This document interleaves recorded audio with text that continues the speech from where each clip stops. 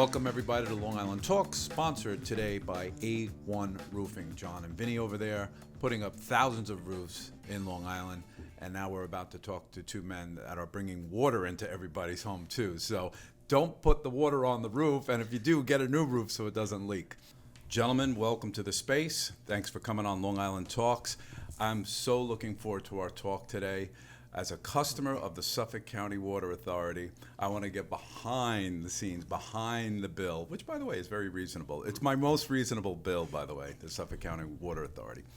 But I want to start by saying this, and I mean this. I think 25% of the world does not have the fortunate aspect of clean drinking water, never mind bathing and everything else we do with water. I have to tell you, I thank God every day when I jump in a shower and I say, wait a minute, not only do I have clean water, I think this all very quickly, but it's true. Good pressure, good clean water all the time. And I don't want to, take that for granted. So you guys live this every day. So welcome, John, Dan, Suffolk County Water Authority. I think we're going to have a lot of fun. I'm willing and want to learn everything about Suffolk County Water Authority. Board member, right, John? I'm a board member, and thank you for having us, Kevin. Yeah, absolutely welcome. It's a real honor to be here. We've been talking about getting together for a while, and we're finally doing it. Absolutely. A little history of the Suffolk County Water Authority. I understand, it hasn't been around hundreds of years, and maybe we could talk about, Dan, like what happened, how did we get water 100 years ago in Long Island? Tell me about the history of how old a company is it? By the way, it's a public utility, am I correct? It operates as a not-for-profit public benefit corporation, and where they reinvest all their revenues back into the operation and the infrastructure. So it's a very interesting concept, and like I say, it's been around. So I think it was established in 1937, and they began the actual operations around 1951 as New York State's first water authority. So all of New York State and all these streams and aquifers we have, this is the first utility, so to speak, for Public Benefit Corp. So we're a little different than what you might expect to see in like New York City, right? So the New York City Department of Environmental Protection as the water provider in New York City, we are an authority. So we're a quasi-government entity. So we operate independently. A lot of other water districts around the state and around the country really are part of the local government. We operate kind of separately with that. We're not part of Suffolk County government. Gotcha. We operate independently. Dan, just how big of an entity are we talking about? How many people does Suffolk County Water Authority serve? Yeah, so we serve about 1.2 million residents of Suffolk County. It's about 85% of the population of the county. So there's a few smaller water districts that are around Suffolk County. You've got a couple in Huntington. There are some in Smithtown. The Riverhead Water District is really the largest independent water district that covers most of the town of Riverhead. But the vast majority of Suffolk County is covered by us. We have about 400,000 separate customer connections. So it's a lot to cover, and it's a big territory to cover. We always say we're all the way out from the county line in Melville all the way out to Montauk. We're on Shelter Island. We're on Fire Island. Wow. It's an enormous amount to cover. Is 100% of the water we're talking about that comes out of our faucets from underground, underneath Suffolk County, so to speak? Yeah, that's actually something that's very unique about us. Definitely. Yeah, we're 100% sole source aquifer, and it's something you mentioned at the beginning. We're very lucky here on Long Island to have a tremendous reserve of water right below our feet. So we've got 3 principal aquifers, and there are estimates between 65 trillion and 120 trillion gallons of water. It's an enormous reserve. Oh my God. Yeah, and it's almost like it was meant to be. It's like when it's $70 billion. 70 billion gallons a day. I was reading. 70 billion gallons a year is what we pump for the Suffolk County Water Authority. Collectively, between all of the different water districts in Suffolk County and in Nassau County, we pump about 160 billion gallons per year. But the good news is that we're actually recharging more of that into the aquifer. So, it's a net benefit. Every single year we pump less than gets recharged into the aquifer.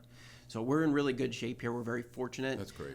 Especially when you look around, not just the world, but around the country. You look about out west, Las Vegas, Phoenix, Southern California.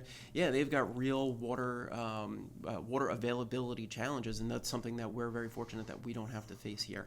So we talk about the Suffolk County water bill, right? So in effect, what are we as customers paying for? Certainly convenience. Like I said, I love turning on every single faucet and having good, clean water.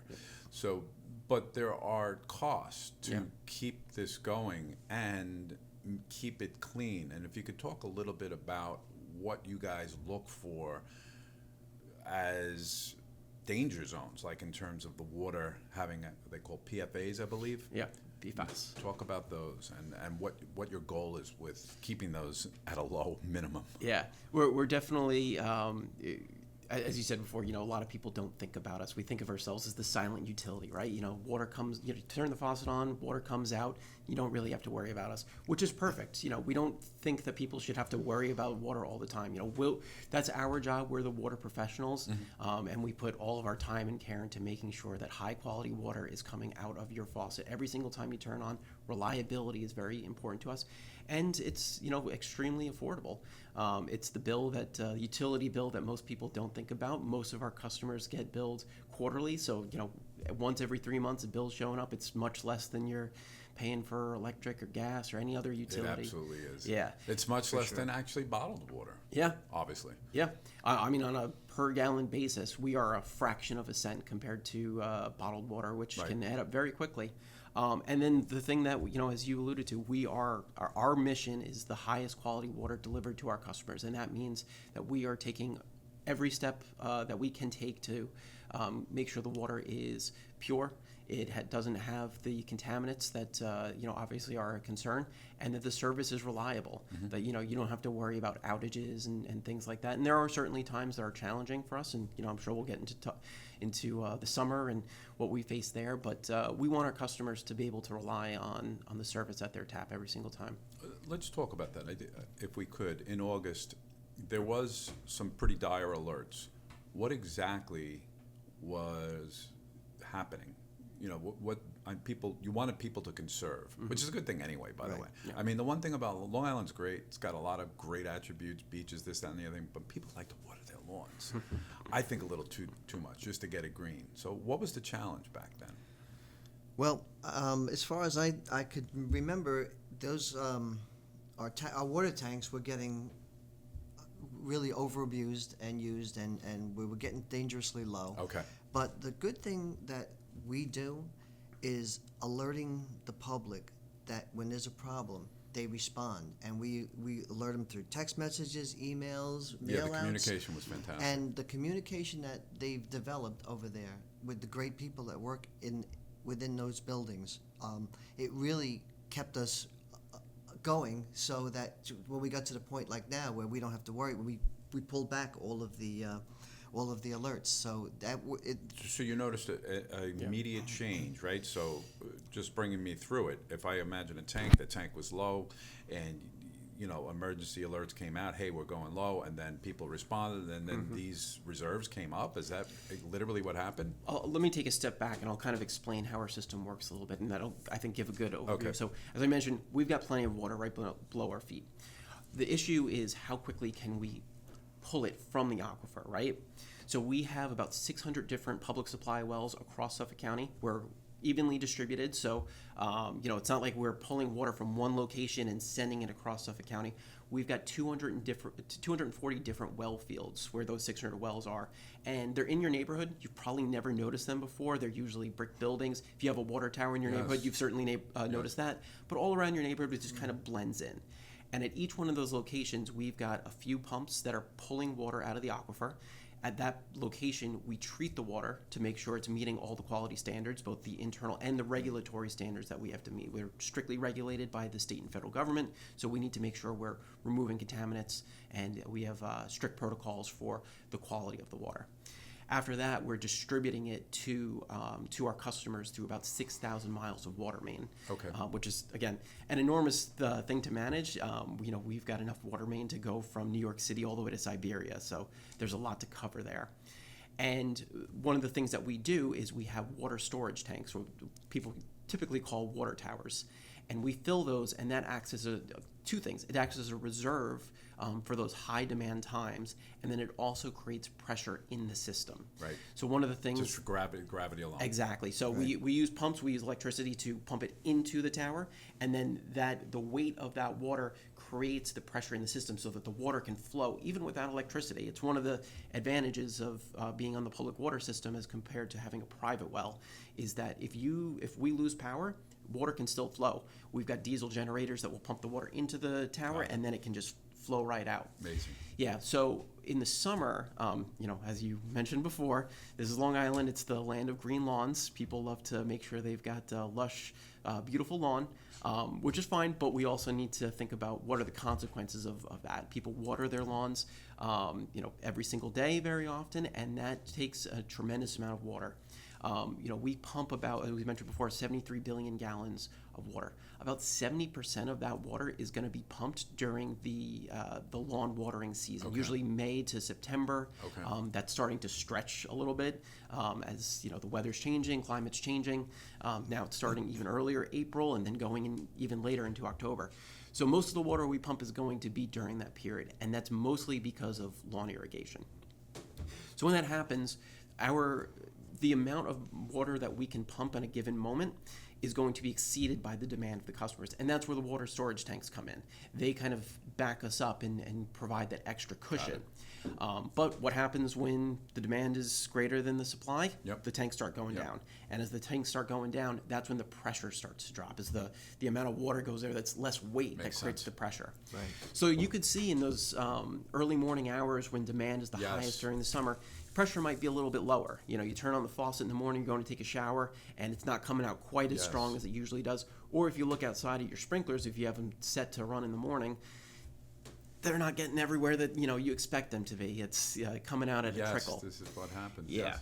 So that's why we went into the stage 1 water alert that we had this summer. And that's the first one that we've had to issue since 2022.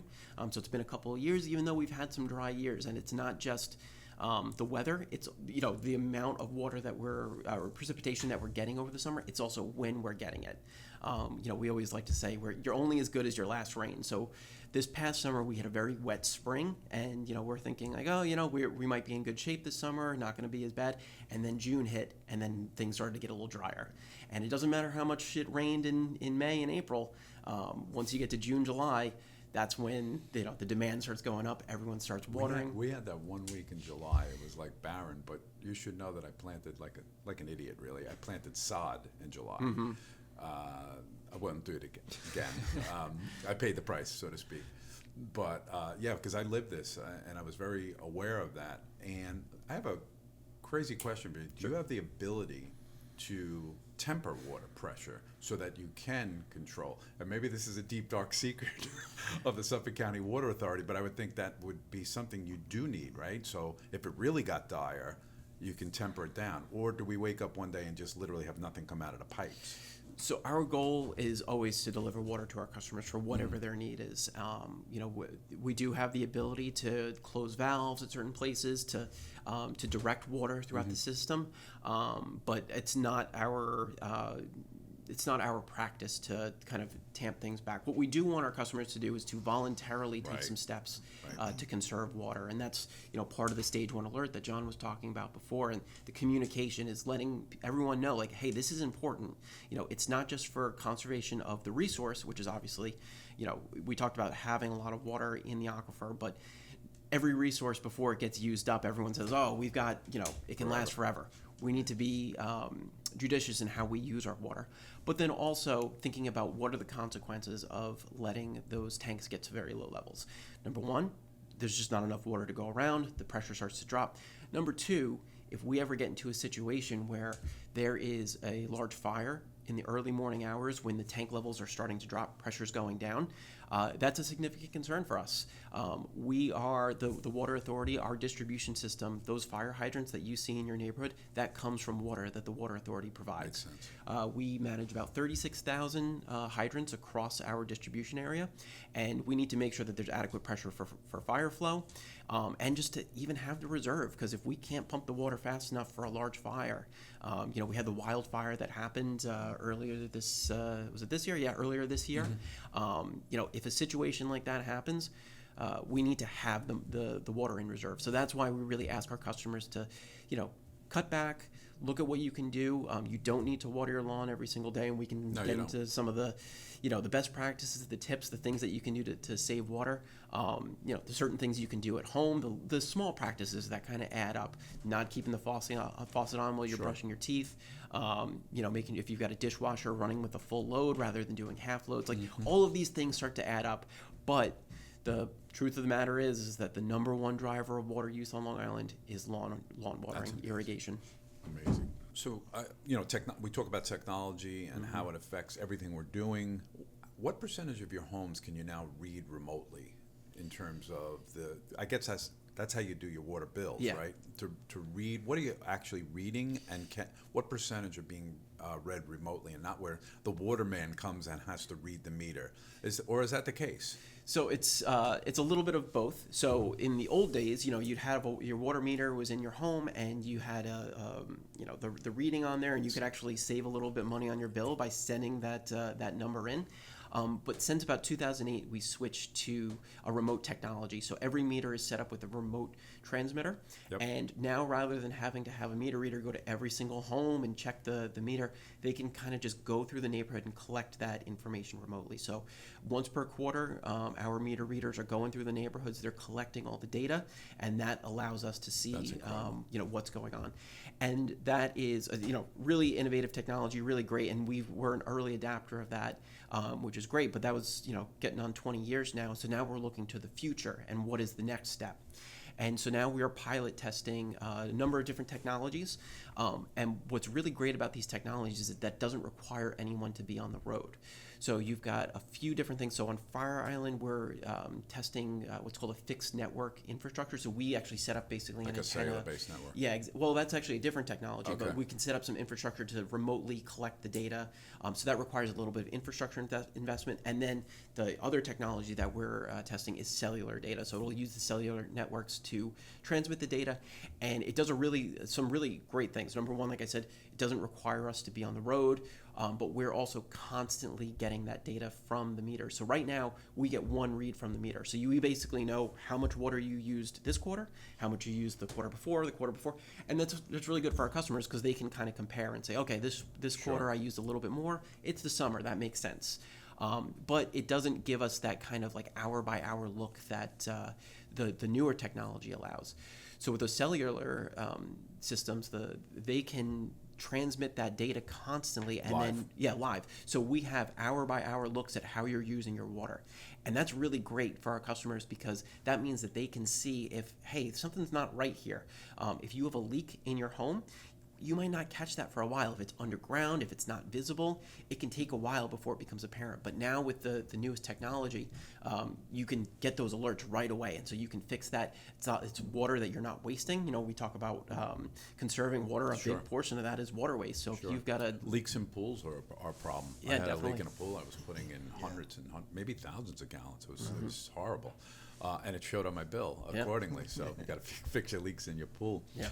John, can you talk to me about like some of the conservation methods or protocols that come into play when there is an emergency or during the high peak water season? Yeah, sure. One of the very effective methods that they use is the odd-even method, where very similar to back in the 70s when I was pumping gas and we had the oil shortage and you had to go odd even with your license plate. Yeah.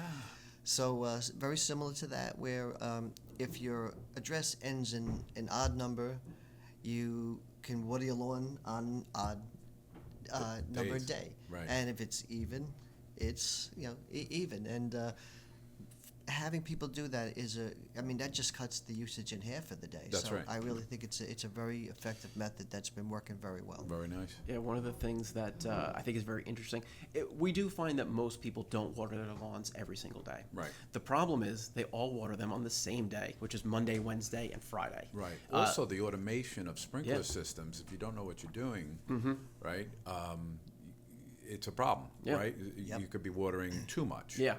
Yeah, that's definitely the case. So, yeah, watering every single day is really not necessary. It's actually harmful for your lawn. So, especially in the spring when your grass is kind of like rooting itself and starting to really grow.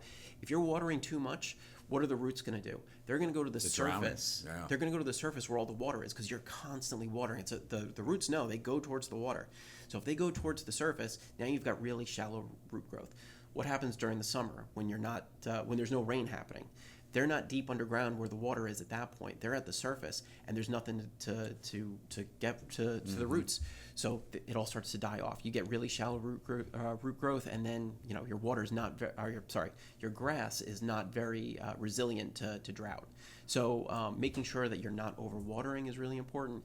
But then, as I said before, like watering on the same day, Monday, Wednesday, Friday, those are our big days. We see a big spike in demand. So if we can get some people moving over to Tuesday, Thursday, Saturday, that really helps with the demand and making sure that we have enough supply for everyone. For sure. Fantastic. Dan, there was another method of conservation that you wanted to mention? It's really the smart controllers. Like Okay. those are really good for cutting back the amount of water that you're using. Now, the smart controllers in the house and part of the equipment that you provide? No, so it's part of your irrigation system. So it's like you said before, the technology. And I can you mentioned that before. Well, but- a simple example, correct me if I'm wrong, would be the sensor that says, hey, it's raining Exactly. out, don't turn on. Yeah, they've got weather sensors into them now, and then you could program them with the odd even. But then also it'll if it says it's going to rain tomorrow, they won't turn on. Yeah, that's funny you say that. I used to have a physical sensor. Mm-hmm. It was not always working. There were branches that are on it. It was Yeah. breaking. Now I understand it's actually looking at the weather reports. Yeah. Which is so cool. Yeah. It has nothing to do with the physical sensor. Yeah, so you can get basically two, or you can kind of supplement them all together, and you've got they're Wi-Fi connected. They look at the weather station, or you can have a ground sensor that looks at the actual moisture in the soil, and you can combine them together. So it can be really effective at managing your lawn essentially. Very cool. John, do you want to talk about anything that's coming down like in the next 1 to 5 years as a board? You're a member of the board, of course. What's some of the visioning that you guys talk about at meetings and where you want to be 5 years from now? Well, at our recent board meeting, we were talking about our proactive addressing of a lot of the emerging contaminants that have been showing up, that we're trying to desperately get out of the system, so people always have good, clean water. The U.S. EPA set a national drinking water standard of some for PFAS of 4 parts per trillion that goes into effect in 2031. The great thing about Suffolk County Water Authority, as of today, we are already in full Good. compliance 6 years ahead of schedule. Yeah, great. Before anybody else has. And that seems so incredibly, and I'm glad it is, by the way, so stringent. Did you say 4 parts per trillion? 4 parts per trillion, right? That's incredible. That's like indetectable in my mind. Right. Yeah, I mean we're talking about a drop of water in basically I don't even know how many different pools that we're talking about. It's Right. huge amounts of water. Like Olympic-sized pool. More than that. I mean, we're talking about a drop of water in like Lake Ronkonkoma. So, Wow. And the technology, our testing instrumentation has gotten so good at testing at these extremely low levels. I mean, you were talking 20, 30 years ago, we're testing at things in parts per million, maybe parts per billion, and now we're getting down to parts per trillion. So it's allowing us to see contaminants at this extremely, extremely low level and then treat it, because now we know it's there. We have technology, and that's one of the things that we're very proud of, is that our internal standards are much more stringent than the state and federal standards. Where our goal is, And that's a function of the board. The board is Yes, saying, absolutely. this is where we want to be. We will accept nothing less. I mean, that, right? I mean, that's Well- directly a well, board decision, I would think. Yeah, and another thing that reflects that is the Suffolk County Water Authority is testing for 390 plus compounds. About 250 more that's legally required for us Okay. to do. So we you're go testing for things that we didn't above even know and- exist. That's right. We go above and beyond, and it's all a testament to the amazing people that work in that area. While we're on the subject, do you see things that are an anomaly? What I mean by that is they're not natural. You had a spill, you had an incident happen, and you're concerned that it's going to get into the water. Have you guys seen that through the years? Could be an oil spill, it could be a Superfund site, And do you treat that any differently, right? Because that's like an acute problem possibility. You have an example of that at all? So one of the things that I think it's hard for a lot of people to wrap their mind around is the fact that our wells are so deep, right? So I mentioned before there's the three aquifers, right? So we've got the upper glacial at the top, and about 20% of our water comes from there. The middle one is called the Magathy, and about 80% of our water comes from there. And then there's another aquifer below that called the Lloyd. And there's actually been a prohibition from the state to drill into that. We've got a few wells that are grandfathered into that, but by and large, that is an untapped resource. But the Magathy, where we get most of our water from, it's pretty deep. We have wells that go down as deep as 700 feet. Okay. So that means that a lot of the stuff that's happening on the surface, it doesn't get into that supply very quickly.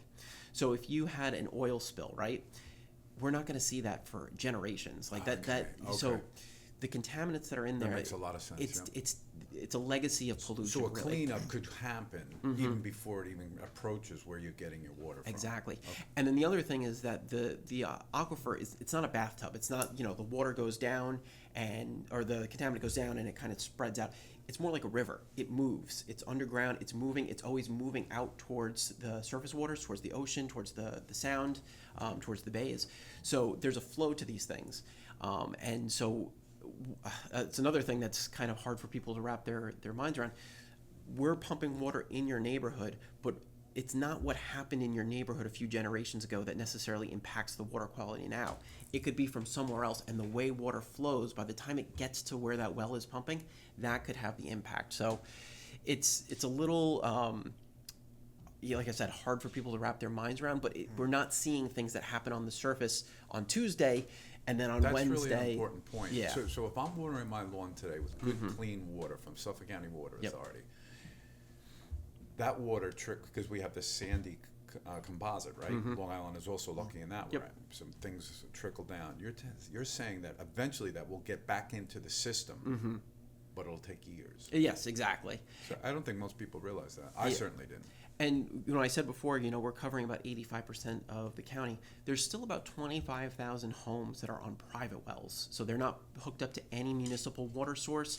They have a well on their property. They drill down, they pump the water at their home. There's really no treatment involved unless they get some kind of reverse osmosis system, something like that. But generally speaking, they're just drinking the water that comes right out of the ground, which is different from the public water system because we treat all of our water to remove contaminants. Do we like that, by the way? Or do you want everybody on the same system? So that there are advantages to it in terms of we talk about irrigation. If we have some people who are not on the system, that actually is helpful to the system. But there is a significant health concern because those wells tend to not be very deep. I mean, we're talking wells that are drilled to 50 feet deep, 60 feet, 70 feet. You're not getting down to 700 feet, and then that's when what's happening on the surface does start to have an impact. So there are significant areas of the county that have been severely impacted by PFAS in their private wells. And one of the great partnerships that we've developed with the Suffolk County Department of Health Services is that they go out and they survey these private wells. They talk to the homeowners and say, we'd like to test your well. They set up these sort of assessment areas. They test all of that, and then they get data back and they say, we might have some significant PFAS in this area. And then they come to us and we talk with them, and we've developed a really good partnership where we will then go out and seek grants from the federal, state, local government to see if we can help pay for the cost of extending public water to those communities. So we've had a couple examples in recent years. We had a big project over in Manorville. We're just finishing up a project in Calverton. We're breaking ground on a project in West Hampton. And these are areas where the health department came in. They found significant PFAS in the private wells. The Water Authority went out. We got grants. We fully paid for the projects so that the homeowners aren't paying a dime. Right. And they can get off that contaminated well onto high quality public water, and it's something that we're really proud of. Really cool. John, I don't know if your board probably hears this, and I don't want to get too deep in the weeds here because it doesn't directly concern what you're in control of, but you hear as a Long Islander that cancer has come up because of drinking the water on Long Island.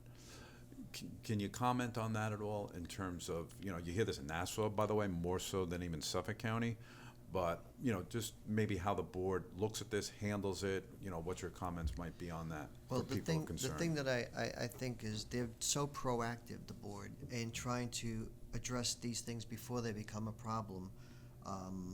We operate 19 advanced oxidation process treatment systems to try to make sure anything that is harmful is taken out before it gets to the people. And we're just very proactive in it, and listen, it's a concern. I don't think the problems on Long Island of that are directly from the drinking water, because it is, unless it's coming from wells, because I Right. think that's where I think you would have a little bit more of a challenge. Right. But our water, I think, the way we're doing it and the way they've treated this proactively for so long, I think we're You're in good shape. they can People feel can very feel confident. confident that this water is not causing those problems. You hear about hard water.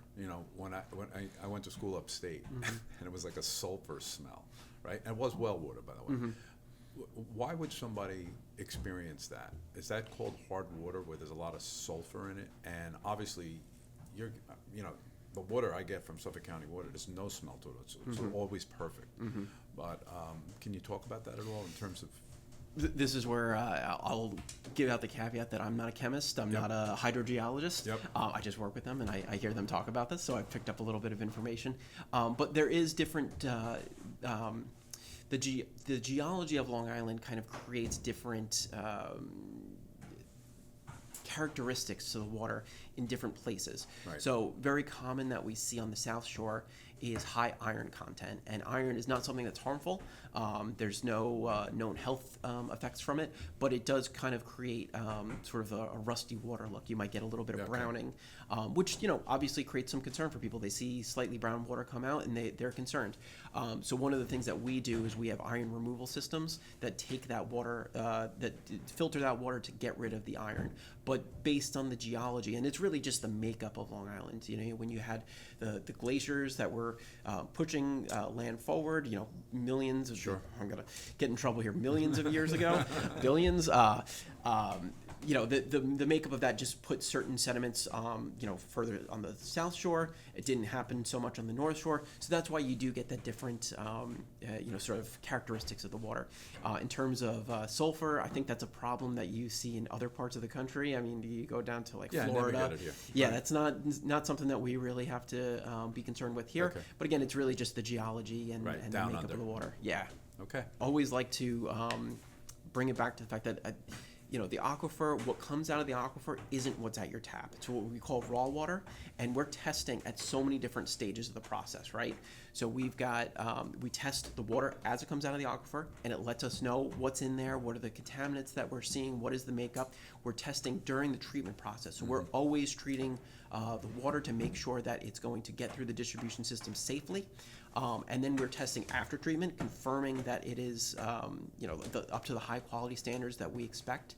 And then we're also testing in the distribution system, and that's, I think, a key step that many people might not realize. We've got sample stations across our entire distribution system. We go out every single day, we collect samples, and so we're confirming everything that we're doing is working, that the water in the system is high quality, meeting all those standards. And what's really great now is that you can actually go to our website, SCWA.com, and you can look up your address, and you can see the sample station closest to your home, and you can see the test results. So if you have any concern, you can go and look at that test, and you can see exactly what's in your water. You'll see that we're meeting or surpassing all of those state and federal regulations, but you'll also see that most of the things that we're testing for aren't in your water at all. I think that's a thing that most people are surprised to learn. We're testing for a full range of pharmaceuticals and inorganics and volatile organic compounds, all these different things that would PFAS, 1,4-dioxane. We're testing for all these things. At most of these results, you're going to look at and you're going to just see ND, non-detect. Wow. Nothing's there. Because we're, either the aquifer has done a really good job of keeping these things out because we have those deep, deep wells, or we're using the treatment technology that we have to remove those things. So I'd encourage everyone, all of your listeners, go to SCWA.com, look for the My Water Quality button. You can type in your address, and you can see the water quality report for the water that's actually being delivered right to your home. What a wealth of information. Now, I realize we should say to our audience that you're in the inside every day, all day. You work for the Suffolk County Water Authority. You're a board member. You're, I won't say higher level, but a different, your day-to-day is completely We get the different than overview Dan's. on a- You're managing a big entity. Right. And the employees that are part of it. I understand that. One last subject in terms of if a house is very old and the water's perfect coming to the house, and the house has old lead pipes. Now the testing to me has to happen in the house. And we haven't talked about that yet. Yeah. Tell me about that. And it's just something that's come to mind now, right? You could do everything perfect to the house, and then somebody's got something going on with old lead pipes, or even worse. Yeah. How, walk me through that. Well, Kevin, I'm glad to say that I'm here with even more good news for you. So this has been a thing that's been a national story. I mean, you go back to Flint, Michigan, and it caused a lot of very legitimate concern about lead pipes and the health effects and what was going on. So federal government has really stepped up in terms of the regulation of lead. There have been all sorts of new rules through many different administrations, and kind of hammering down like what are the testing protocols, what are the rules for replacing these, what do we have to do as water providers to make sure that there's no lead. Because you're right, there's two parts to this, right? There's our distribution system, the pipes that we put in the ground under the street, and then also the pipe that gets from the water main to the property line. Right. And then there's also what's called the private service line. So that is something that the homeowner is personally responsible for. Right. And it brings the water from your property line into your home. Right. And historically speaking, that has been the sole purview of the homeowner. You're solely responsible. If there's a leak in there, you have to repair it. That's not on the water provider, and that's true across the country. But what's a little different with lead is that the federal government came in and said, as the water provider, we need to go through our entire system, inventory every single pipe that we have to see if there's lead.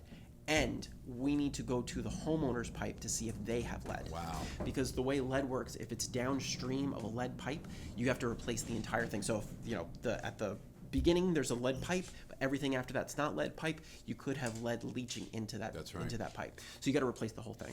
So October of last year, we had to inventory our entire system, and we've got 400,000 connections in our system, so it's a lot to do.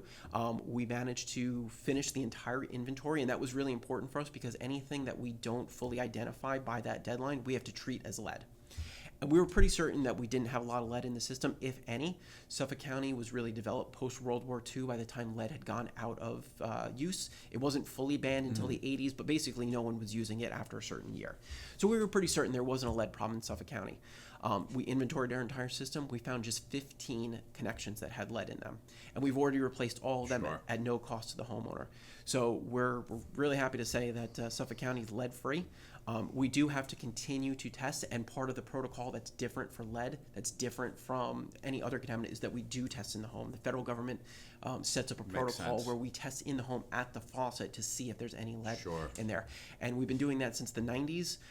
We've never exceeded the level for lead, which makes sense because, as we now know, there are no lead pipes in our system, and we removed the very few that there were.